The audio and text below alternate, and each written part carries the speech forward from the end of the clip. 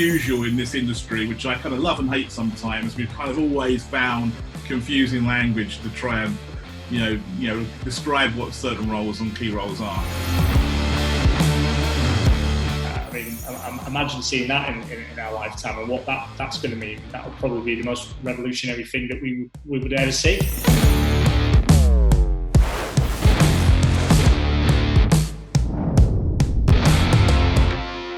Hello everybody, I'm Richard from Xpertise Recruitment. I head up the Manchester office. With me is Joe, and I'm from Xpertise Recruitment. I specialise in infrastructure and cloud recruitment, and I'm also the founder of Manchester Infrastructure Group.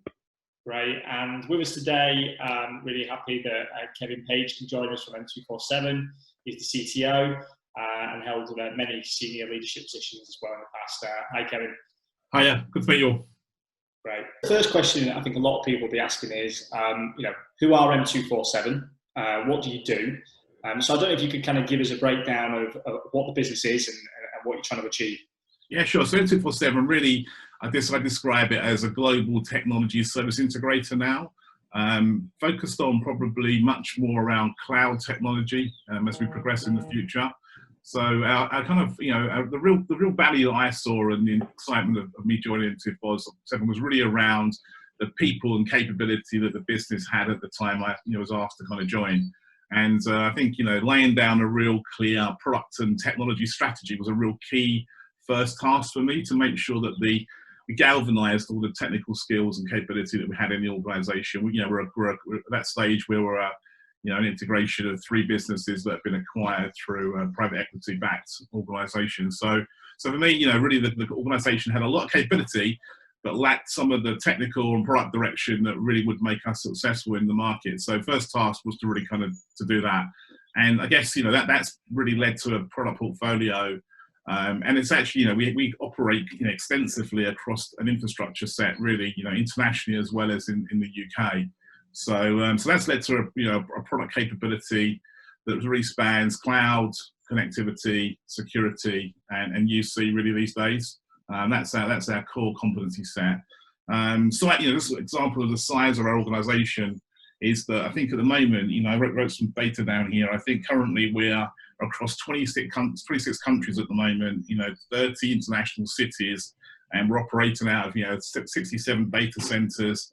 And have connectivity presence in the UK around 22 BT exchanges. So we've got a really good heresy in connectivity, and that's where the company has come from in the past, around acquisitions, but also now more emerging with acquisitions that we made back in probably 4 or 5 years ago now around data center and cloud capability. So our real focus now is on enabling our customers to take advantage of cloud technology, but underpinned by a cloud-ready, secure network. That's our kind of real philosophy. So that's where our goals are at the moment, to enable our customers to make that transformation. Brilliant. Okay, so I guess the way that you sit into the business then, I mean, a CTO probably means a different thing for a lot of different people, I guess, depending on the size of the business and what they're trying to achieve. I mean, what does your role entail as CTO at M247, and what's your kind of roadmap for that business? So I guess that's a really good question. I've had so many debates on what a CIO is, what a CTO is, what a CDO is. I think, as usual in this industry, which I kind of love and hate sometimes, we've kind of always found confusing language to try and describe what certain roles and key roles are. I guess, and I've kind of almost been, running, the CTO brand, I guess, for the last, 15 years probably. So for me, I think that the CTO role in this current climate, I think is almost born out of, probably for me, when there's a business that has the ability to sell revenue generating products, and they are, kind of almost like a whole infrastructure requirement and application requirement to deliver that, as well as then the internal IT systems that would need to be to deliver corporate IT. I think, you'll see businesses where predominantly it's an IT-based role, and they're there to enable the business from an IT perspective, and that's the CIO role in my language. I mean, also when you've got businesses that need both the infrastructure to deliver key services, like we deliver cloud, and build our own cloud infrastructure. You know, we do the same with our own networking. All that's owned and operated by M247, you know, capability. I think the CTO role is the blend of the products and services infrastructure and applications, but also has responsibility for all the corporate IT. And then the third role, probably most important role, is it's an advisor to that business. And more and more in these days, it's a leadership role on the board of businesses that provides that technology voice and insight to what's going on. And it actually acts as the change agent to drive technology, you know, digital transformation or disruption from that role itself. So the role's kind of changed quite a bit in the last 10, 15 years, but that's where I would try and summarize the role to be now. Fantastic. Yeah, no, I think you're right. I think it really does mean different roles for different people in different businesses, and we see it day to day, you know, speaking to different CTOs, CIOs, and they always seem to incorporate different elements of the job. So it's really good to get an understanding of where you're at. I think the business side and the understanding the way the business operates has become more important in the role, you know, both from how the business operates internally, but the sales functions, you know, how those products are propositioned to customers, it's become much more of the leadership role for the CTO as well. Brilliant. And I know you've obviously worked in many senior roles, right? Yeah. Barclays Bank, Vodafone, British Airways. So how has your journey kind of led you to M247 and led you to becoming the CTO? Yeah, listen, I've had a great career in this industry. It's been fantastic. So I always describe the way I've kind of, you know, transitioned through the last number of years. First of all, you know, I was a technical apprentice for BT. That was my first job, you know, so tech engineer really role. And I think in people's careers in this industry, you know, you either then start to progress, you know, more technically, more specific on technology, become a technology, you know, engineering leader of some kind, still staying very technical. At some point, you can continue on that career path and you just carry on being, you know, extensively great at the engineering side. Or there's always this crossroads around, okay, I've reached my technical, you know, kind of capability, and actually I don't want to learn more about technology. I want to learn more about managing people, and people will find that crossroads, I'm sure, in their different ways they work in their organisation. So at that, you know, I found the point, you know, probably about, I don't know, 7 years, probably being a bit after being an engineer, that point was there. So I then described my role as then you're on that first step of technical management. So technical management, managing technical teams, and then the progression then is that you then move into a more senior technical management role. Now, what was really good in my career was that I actually managed to balance what, you know, we would now call DevOps, but I did, you know, pure development of products and services and pure operations, you know, in separate kind of stages in that career. But then I got to the point where I reached that senior technical leadership role where it was combined. And obviously you've got responsibility for everything, you know, both the delivery and you work it and you deliver what support we deliver kind of thing. So then that's the way the kind of the process works. And then for me, the next stage is, okay, you get to a point in your technical leadership, senior leadership style, where you now become more relevant to the advisory role, looking after, you know, businesses and guiding them, you know, technologically wise. So that's the kind of way I describe my career. You're absolutely right. You know, I started as a BT engineer. I had the opportunity to work in Barclays in the IT space. I learned a hell of a lot about banking and governance and finance and how that sector works. Then really specialised in telco. So, you know, started on the IT side of Vodafone, but then ended up running the UK Vodafone, you know, technological network really as I left there. Did some really great fun stuff with a year in Cable and Wireless, innovating broadband in the UK. Right. And then also spent time with Level 3, which is now CenturyLink, an international carrier of, you know, high-level internet connectivity and services. Spent some time in Ireland, so, you know, with Workon, which was really good and exciting, interesting, challenging. And then some time we're on the Isle of Man for 5 years, really being able to look after everything as a business, including our offshore global business, and innovate there because of the smallness and control you had to really innovate in technology. And then hence back to the UK, Manchester, which I'm great, you know, so I've never lived in Manchester before. It's been great to come back and live here and actually, you know, work in Manchester. I didn't want to go back to London. I was born in London, so yeah. Manchester was a key. And I think Manchester has played a good part in us being, I like the tech scene in Manchester. There was always a close tech scene in the Isle of Man, and because there's closeness and sharing. I think I see the same kind of in the Northwest at the moment. So the more I've been in Manchester, the more a chance I've got to understand how how the ecosystem of the Northwest can work, for the better good of the Northwest. So. Yeah, fantastic. I would agree as a northerner. Manchester's close to my heart. I mean, I lived out in Asia for 5 and a bit years, and I think when I left the UK, at Manchester, it was completely different than it was 5.5 years later. I think just in terms of not just IT and technology, but the actual city itself seems to have boomed. Yeah, and I think a lot of businesses have kind of grown with it, and the infrastructure's got better. So I mean, how this is kind of going off topic a little bit. How do you see Manchester as a hub in the UK? Yeah, it's interesting. So I kind of almost would closely align Manchester now to Dublin a little bit. So to Ireland, and Ireland has almost created a tech zone in Ireland where it's got a close community of capability, well supported by the government there to enable and enhance that. And it's encouraged a lot of, tech companies to come to Ireland. So, Google are there, Amazon are there, Apple are there.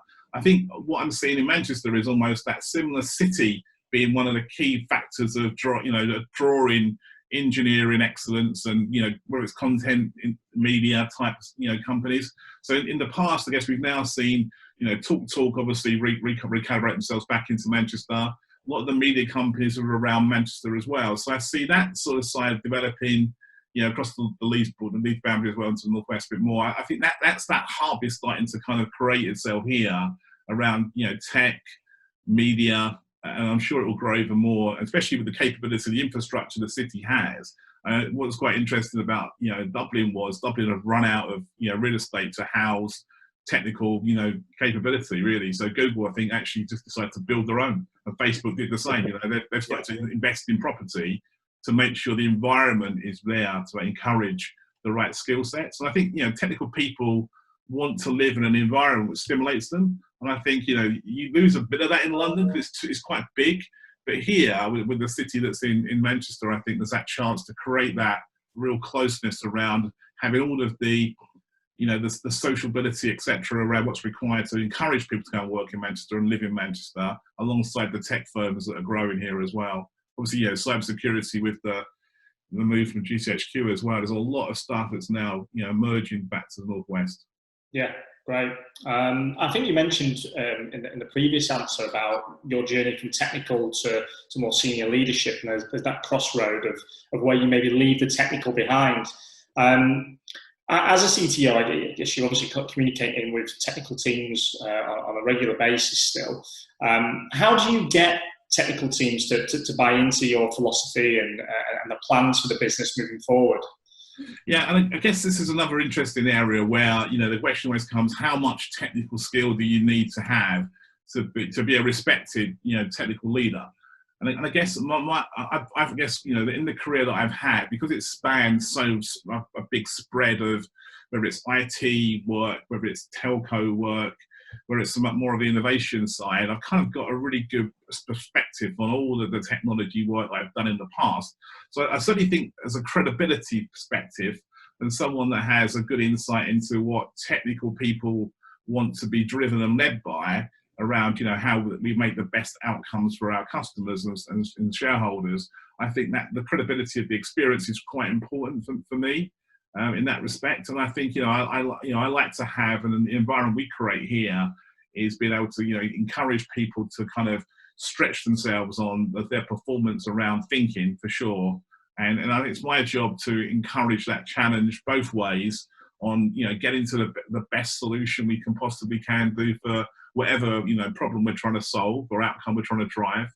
So I think that's the real one around just encouraging the and also for me, having that key strategy and vision, and it almost backed and funded by the business. So the technical people have got that journey, and they can see the evidence of those projects maturing, the improvement it makes from how they work and the environment they're operating in, and they can then feel that they're a business that's towards the edge of kind of innovation and moving forward. I think there are a lot of the things that, sometimes for me would be the environment that should be provided. Reward and recognition, obviously, for what they do as well. That's one of the environments I think is key around, stimulating technical people and getting the respect for them to work for you and buy into your vision. Yeah.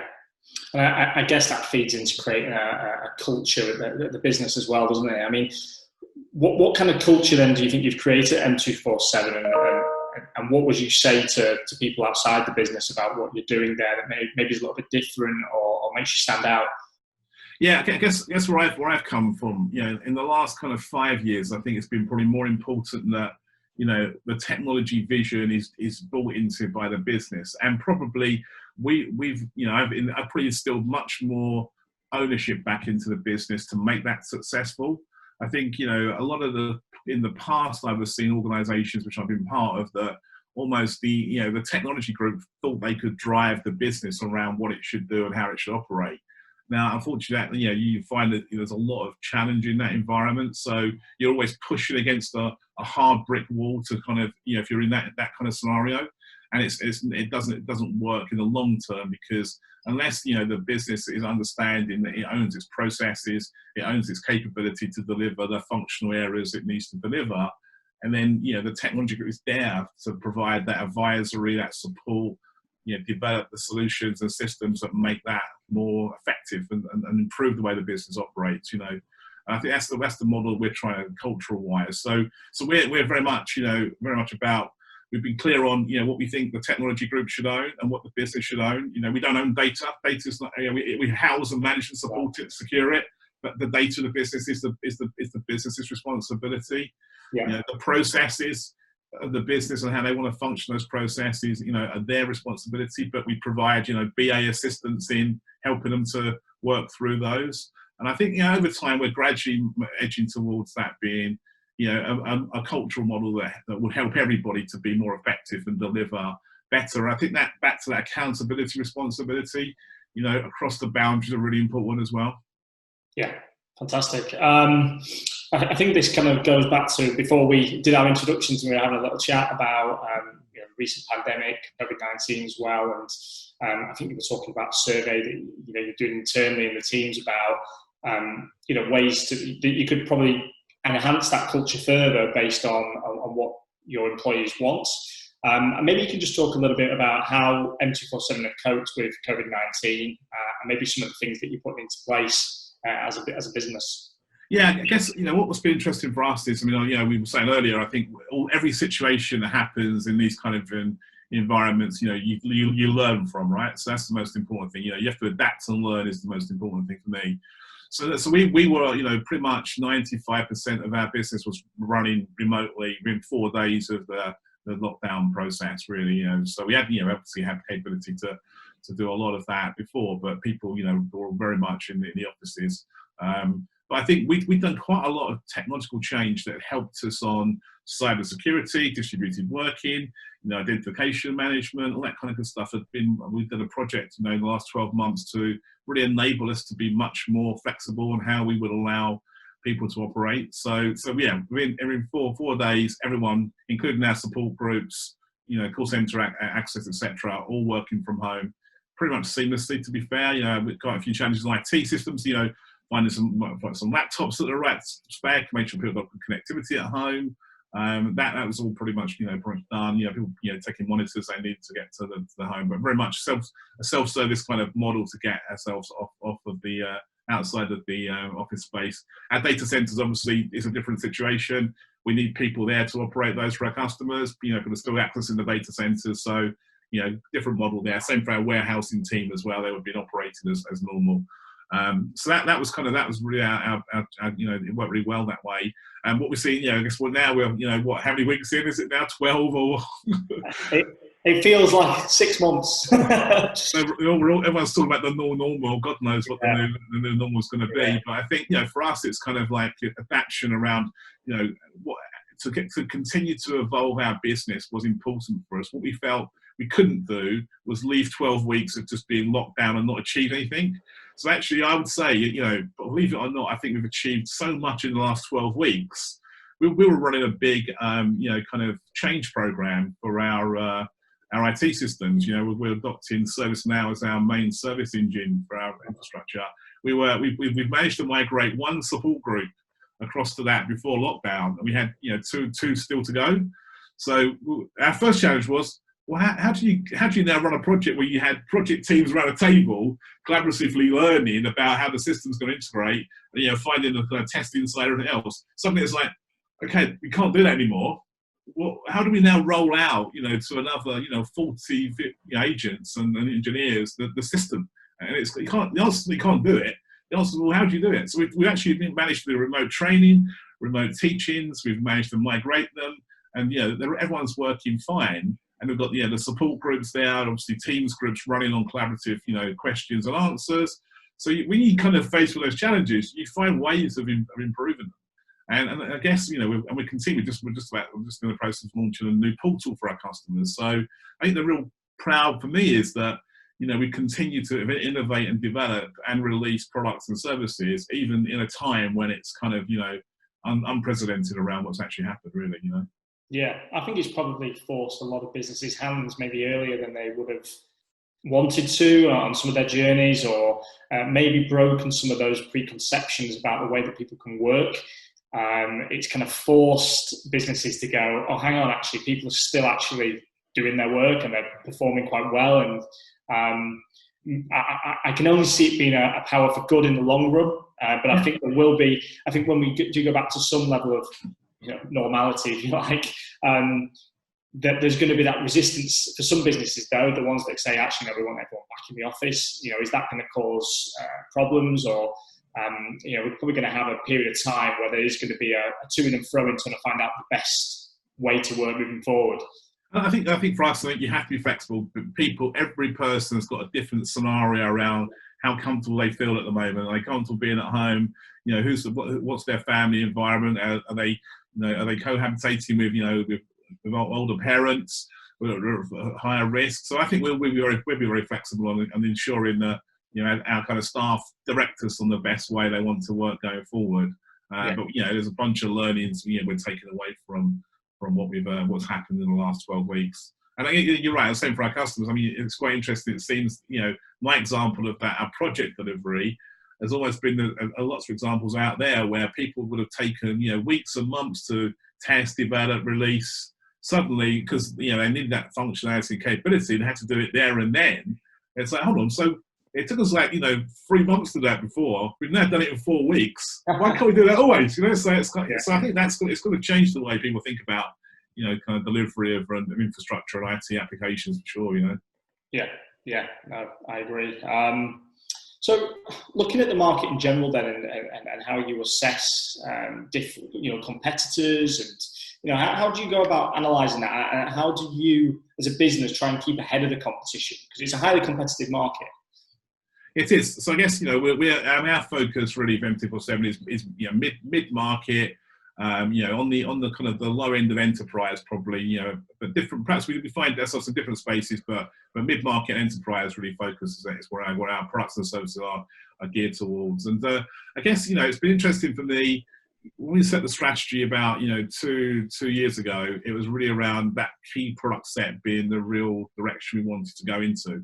So I think, you know, we've looked at, if I take cloud as an example, there's lots of cloud opportunity out there.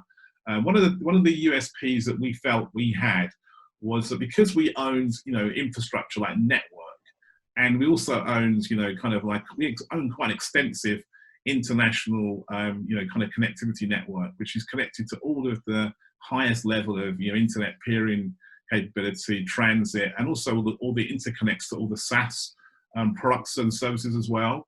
So one of the things that we think we could add real value in is that, especially in the market we serve, I think our customers, you know, vary between, you know, you all know mid-market, they've got a couple of IT people, some organizations, some people might just have one person, some people might have a bit more capability, but really it's like they're fighting always for resources, skills, and to try and, you know, work out how they deliver everything they need to deliver.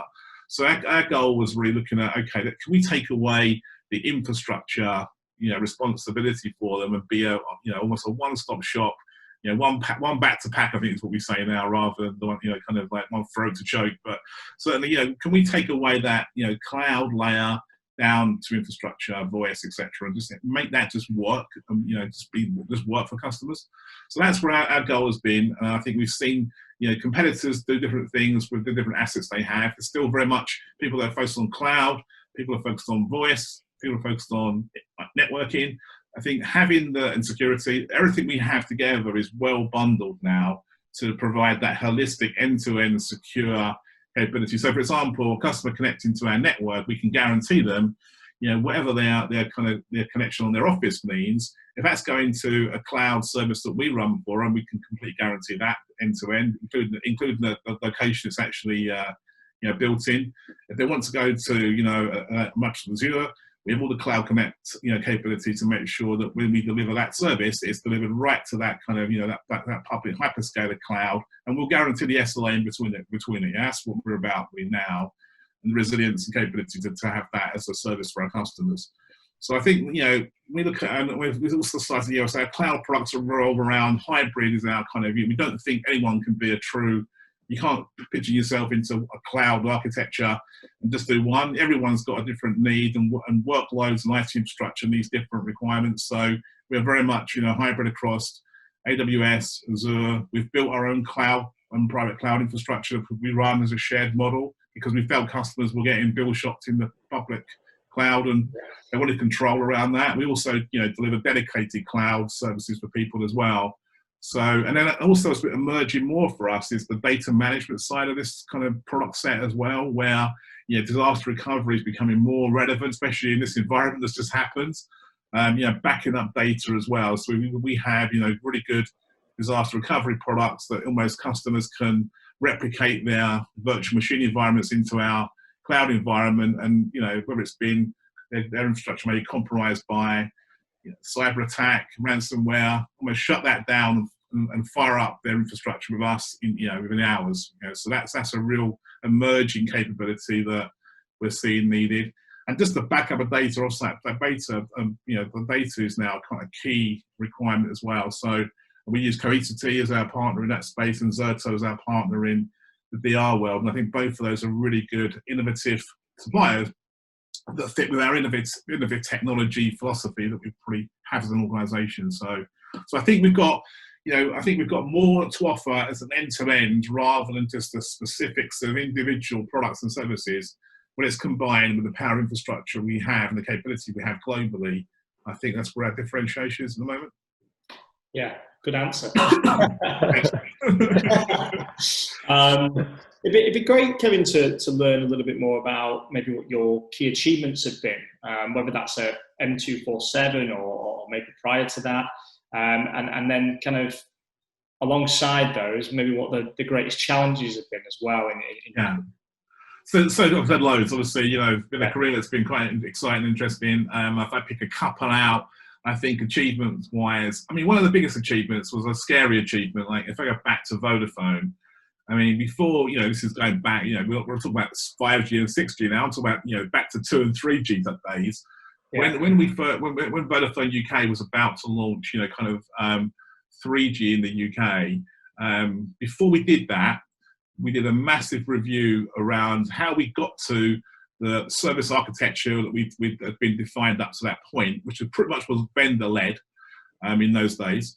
Against then, really, we're looking at what the future held and what we'd need in the future to manage 3G, 4G, etc. evolution.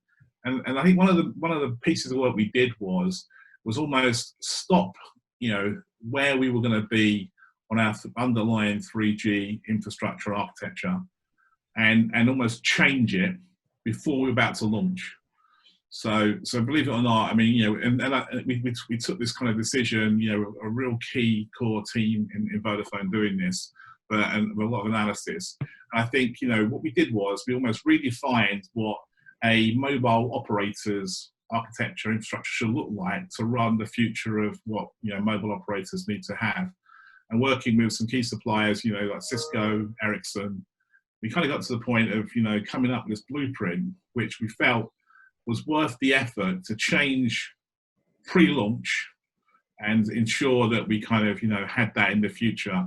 So basically changed the whole UK infrastructure from an IP, networking point of view to run on this infrastructure. And that was quite innovative at the time as well with what Cisco were providing. Yeah. I still remember the biggest, so that's quite a scary thing to do, if you can imagine, before as a company's trying to launch obviously critical service like 3G at that time.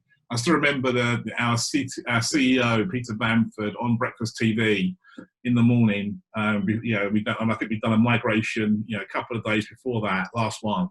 Sitting on there, now about to demonstrate 3G handset working, relying on all the network we just completely had ripped out and replaced in the last kind of 6 months. And to be fair, it all just went perfectly. So that's one of the great. What actually was even more important than that though, that time also Vodafone UK had a lot of influence in the whole international sphere around how mobile operators should work, and they were almost as a flagship for innovation, research and development. So we blueprinted a lot more of that infrastructure, and then almost that was just copied. It was copied from every part of the world. We would go to kind of conferences, and people would sit down to me and say, "Yeah, we just copied everything you've done. We copied this, and this, and that's what we've done." Via the suppliers obviously helping them to do that, but that was quite an important fulfillment around taking that technological risk for the right reasons and outcomes, but then seeing the success not just in your own organisation, but extensively replayed across the industry. And I've got some great examples where now things that I've been involved in have kind of, I've seen such a lot of innovation happen, businesses created, contention being put into the industry for the better. Some of the people that don't listen and won't follow, losing their market position, and other innovative companies taken over, So there's a number of examples like that where I've backed, been part of backing technology, startups, or early kind of adoption of technology, which has made a big difference for that. That's probably the one fundamental achievement from a technological perspective. Yeah. From a business perspective, when I worked at Eircom, we were in a real challenging environment. Perhaps we go into the challenges and positives here. But Eircom at the time when I arrived there, was under severe pressure around how that business was operating. So it was under a threat from mobile operators in Ireland, it was under threat from all of the cable operators, and basically everyone was taking a slice of Eircom's revenue. And and broadband and voice were the fundamentals that held the business together at the end of the day. So we actually that was going in a very difficult position. The actual business during that time of the transformation we're working through went through Chapter 11 as well. So kind of like through into almost that receivership model in Ireland as well. But the technology strategy we set for the business to try and compete in that environment actually saved that company for sure. So we had to provide, we had to roll out fibre broadband, all of the copper-based broadband in that time. We were well behind on that. The extensive programs quickly, kind of migrated, delivering 4G mobile networks with the latest technology in there, IPTV to make sure we had a broadband, whole, quad play, kind of like consumer environment opportunity, as well as then, a wholesale play as well.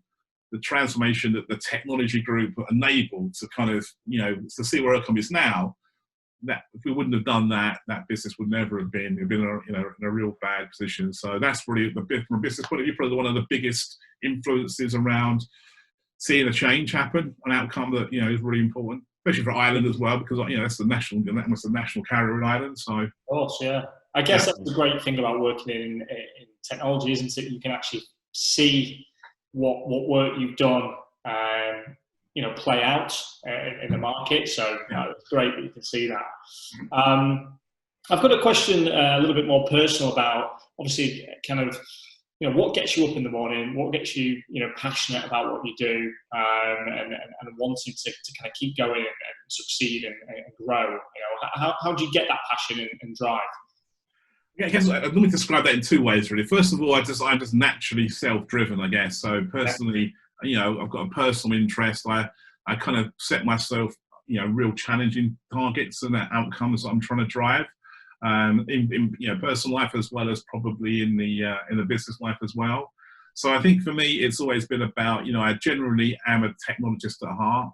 I just love this industry and what's happened and what's occurred in this industry, and its complete ability to reinvent itself and change, the diversity that happens that you never would have guessed. You look at Steve Jobs would be a big people person that I would follow as being a real key mentor around, taking, inspiration from what he does, as well as some of my, other private people that I would have been, close to in my early days of my career as well. But I think, so it seems that, the ability of an industry where I worked in, thinking of how we're going to get a mobile consumer product that can run games and applications. In the early days of that, there was the traditional telco organizations trying to understand that, right? And it was painful. And then within, and I would have been walking around, in those days with a PDA, a BlackBerry, an iPod, a phone, yeah. And it's like, so there's got to be, and then suddenly this guy stands up, into 10, 11 years ago and says, I've now invented something, that can do internet, can do, providing email services, can do music, and it's a phone. It's like, what? Yeah. And like, you just it's not just me. It's like, think of what's happened to, like, the Sony Ericssons, the Nokias as well. It's completely revolutionized the way that this industry works. And, having the App Store behind it, I mean, that was just miles away, but just shows you that the innovation can be driven by any disruptive business. So I think that excitement of just seeing what the next big thing is, following the technology path, but judging my own self on, do I think that's a good thing, or is it gonna succeed, not succeed? So I think, personally, that's been something that's always driven me, to be very much interested in this business as well. I would say the other things on the more specific side is that, I've kind of had the opportunity to work with some great people over the career I've had, and seeing, helping those guys and girls at different stages in their career, providing input, and then it takes a bit of a long time, but seeing them now where they've got to, that's a real big fill up around having to have an influence to be able to support someone and see them and grow in their capability and success, as part of doing that. And then just for me, I think, I've walked into a lot of roles where there's needed to be, quite substantial change, whether it's business or it's technological change. And I think, we were saying before, starting at that point of saying, okay, you can see the real grassroots of goodness here. How do you then, you're responsible for defining that plan alongside, your collective, board members and for other functions. But how can you define that plan to move that business from where it is today to where it should be in the future with your vision and goal, and then see that, over time manifest itself towards that. And I think, there's so many interesting businesses that work well and don't work well in this industry. There's not many that really work really, really well. And I think, we're driven in the M247, especially now in this phase, to be really good at what we do and to set the bar differently to what the normal IT and telco space is. So that's what right. And just generally, I just love playing with technology. In my office here, I've got all sorts of things I've ordered from Amazon in the last 12 weeks just to play with. It just stimulates me, right? So yeah. I guess that's it's a natural passion, I think, rather than anything manufactured. I mean, there's such a lot of research material around and to read, and what's coming in the future is incredibly exciting as well. So. Yeah, brilliant. I think you're right. I think if you're naturally passionate about something, it makes it a lot easier, doesn't it, day to day when you're at work, if that gets you up in the morning anyway, which is great to see. I guess the last question from me, and then I'll let Joe take over and talk more about infrastructure and cloud, would be where do you see the market going? I mean, that's quite a broad statement. I'm not going to hold you to what you say in 5 years and bring you up. Kevin, you're completely wrong. But, where do you see the market going?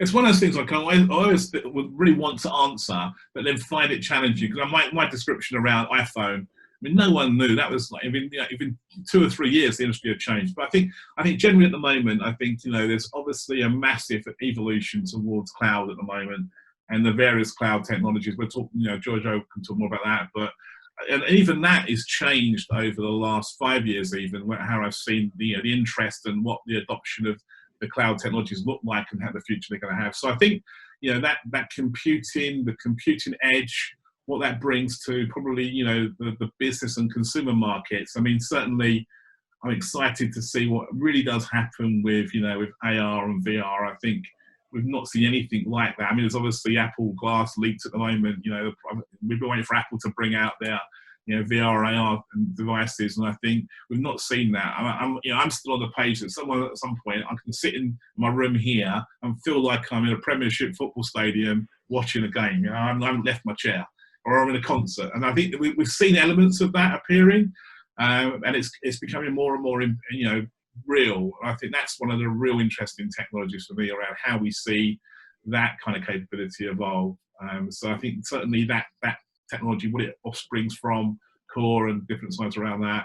There's obviously quite a lot of hype and buzz around 5G at the moment. So that's what I sort of watching brief on how that plays out for me at the moment, as far as, you know, we're seeing what, yes, you know, 2G, 3G, 4G now and how that's impacted. I don't think we got, you know, 2 or 3G right for customers. 4G was nearly there. And 5G, I think, would be interesting to see how what that enables in the way of more, you know, capacity and throughput and speed, and what that really comes back to. Perhaps that is, you know, the AR and VR model is much more supported by that. There's a lot of talk about, you know, kind of campus-based private sector distribution of 5G private networks. That all could be quite interesting. One of the ones I'm following at the moment, obviously, you know, I've been involved when I was at Max Telecom. I run an IoT network. So, you know, the massive amount of experience on IoT, it fascinated me, all of the different use cases, and the health sector seems to be the one that's really going to, you know, come out of this kind of COVID period and be an IoT, you know, enabler of more than it was in the past. I mean, some of the use cases we would talk about for health, and they're just simple ones, you know, if someone can have an IoT device and it kind of ensures they've got sensors on their arms, and it prevents them from arriving in a hospital as an emergency case, and it's translated as a doctor, and the expense of that spares is unbelievable, right? So I think that's another big space around what we've seen the whole way that IoT plays through. You know, while I've been in lockdown, I've completely enabled my home on wireless plugs. My wife, you know, Alexa's my wife's best friend at the moment. So, you know, she says good night to Alexa, and Alexa turns all the lights off for her, indoors and outdoors. She just thinks it's fascinating, right? So simple things like that, the home enablement, you know, model, I think is still going to continue to grow, with content obviously being a key part of that as well. And then the areas that really kind of fascinate me. I'm fascinated by AI. I mean, this industry has been trying to solve the automation question, like, you know, for so many years. But I'm pretty, you know, it's pretty promising now, I think, where AI is, and what the use cases and outcomes it can drive is beginning to be much more practical. So very excited by that technology. If I had time, I'd spend, you know, days and hours reading more about that. Google's obviously backed it in their platform now, as far as having that inbuilt. I love the stuff that Amazon are doing with they've transitioned the whole development world into being a more a problem-solving, use utilities to collect together and use that as an application rather than someone starting stuff from scratch anymore. So quantum computers is another one I'm fascinated by, around where that goes in the future as well. So it's just, you know, it's having the time to read and have that. But I think again, there's so much in this world that is moving faster than we would ever known in the past. I mean, I think certainly the CTO role from 5 years ago, even the breadth of understanding that you need to have now and try and understand what's going on, it's almost impossible. You need real key people that you can trust behind you, or, you know, associate with as a network, to really gain that understanding around what. And I think there's a lot of technology that could be very good, but it needs to have an outcome, problem-solving, you know, responsibility behind, not just its great tech. Yeah, and I think, you know, it's really key to understand the tech that's coming, what can it solve in the way of problems that we have today and improve efficiency, capability, etc. So, great. I mean, yeah, there's loads. You know, it's like, yeah, and I didn't mention blockchain. There's all that kind of, you know, disruptions going on. So I mean, there's loads out there to get excited about, I think. Yeah, absolutely fascinating. Like I said, there's lots of stuff. I mean, AI, and, you know, anyone would be fascinated by that. I was watching an interview the other day about the guys that created that Sophie robot that can kind of communicate, and he was talking about the singularity, and 2045 he thinks it'd be where, you know, that kind of surpasses, you know, human intelligence and goes off on its own kind of journey. I mean, I imagine seeing that in our lifetime, and what that's going to mean. That will probably be the most revolutionary thing that we would ever see. Yeah. Automated cars. I mean, so obviously, you know, electric cars. I'm fascinated by Tesla. I think it's a fantastic organisation and technology in there. But yeah, I'm sceptical on the connectivity world playing a space in that connected car model or automated car model, but I think it will develop its own technology to be able to proximity manage. It has already; it's already there, right? So that's another innovation that I think is needs to be more socially accepted, probably going forward than the technology side. But that could revolutionise the way that we transport cargo up their motorways, or people drive their cars. It's just it's incredible. We might not have to drive at all. Exactly. So drinking and driving is all gone. There's no take to the nearest pub and then bring me back. It's amazing. That's why I've always been passionate about this industry. It just continues to reinvent itself. It's great.